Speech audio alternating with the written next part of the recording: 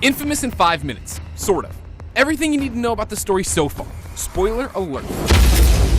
Cole McGrath is an ordinary parkour-loving bike courier until everything goes bananas. One of his deliveries, a mysterious device called the Ray Sphere, activates and causes a huge explosion in Empire City. Thousands are killed, but Cole is spared and gets electricity superpowers in the process. The city is now in shambles. A mysterious plague breaks out, crime rules the streets, and the government quarantines the entire area. Cole and his main bro Zeke lay low because the whole city thinks Cole is the cause of the attack. Oh, and Cole's girlfriend Trish, she blames him for the death of her sister, who died in the blast. After trying to escape the city, Cole is captured by DARPA agent Moya. She tells him that the mess was caused by a secret society called the First Sons. Apparently, there are people born with a special mutation called the Conduit gene, and the First Sons made the Ray Sphere to unlock latent abilities of conduits. It just so happens that it does this by killing a ton of non-conduits. Agent Moya also says that her husband, Agent John White, infiltrated the First Sons, but has since gone missing. Her deal to Cole: if he takes down the First Sons, he'll get his name cleared. Standing in the way of this are 3 separate forces. A mysterious guy named Kessler leads the First Sons. Former First Sons researcher Sasha controls the Reapers with her conduit mind control powers, and Alden Tate is a bitter old conduit who leads the Dustmen. Through acts of superheroing, Cole starts to gain the trust of the city, which also makes Zeke jealous in the process. The duo catches up to the Ray Sphere, but Zeke betrays Cole and decides to activate it to get his own superpowers. Luckily, nothing actually happens, but Zeke decides to give the Ray Sphere to Kessler in hopes that Kessler can soup him up. Running low on friends, Cole is contacted by Agent John White, who informs him that Moya is not his wife and just wants to give the Ray Sphere to the government. John knows how destructive it is and wants it destroyed. But before this can happen, Kessler kidnaps Trish and tragically kills her in front of Cole's eyes. In her last moments, Trish tells Cole that she is proud of what he has become and loves him. Yeah, Kessler is gonna pay. Cole and John are finally able to destroy the Ray Sphere, but something goes wrong and John is vaporized in the process.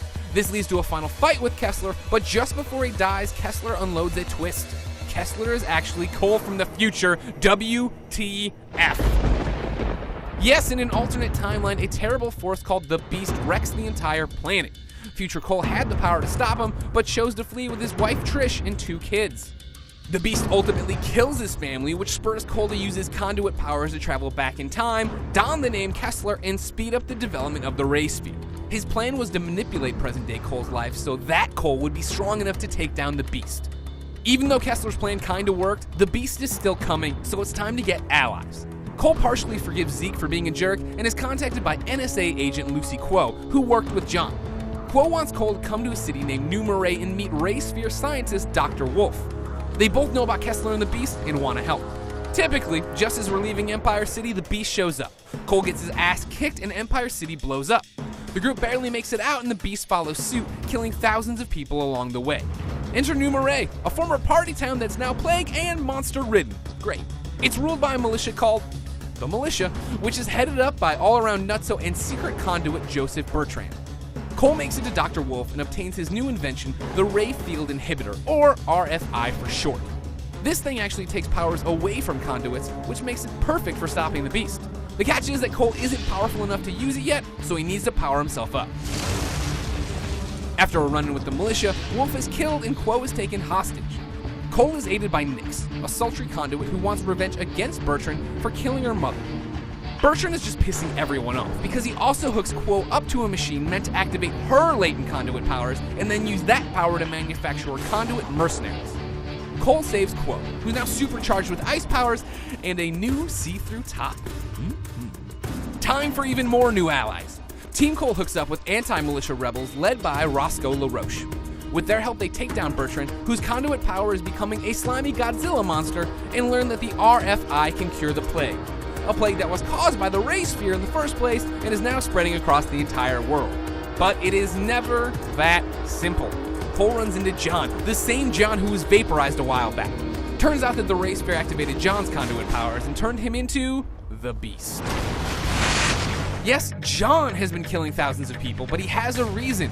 People everywhere are dying from the plague, but he has the power to save conduits. He does this by activating their latent abilities, but of course, activating a conduit requires the death of non-conduit folk. Cole meets back up with the group and learns some more bombshells. Zeke has the plague, and while activating the RFI will get rid of the plague, it will also kill a ton of conduits. including most of Team Cole. Quill freaks out about this and decides to side with the Beast instead. In the resulting fight with the Beast, Nyx dies, but Cole is able to take down the Beast and fire the RFI. Billions of lives are saved, but at the cost of thousands of Conduit lives, including Cole McGrath's. Remembered as a hero to the city, Cole's death is mourned by his best friend Zeke as their ship sails away from New Marais. Of course, all this destruction has shaped a new world that Kessler never dreamed of. A dangerous world where conduits are feared and humanity is desperate.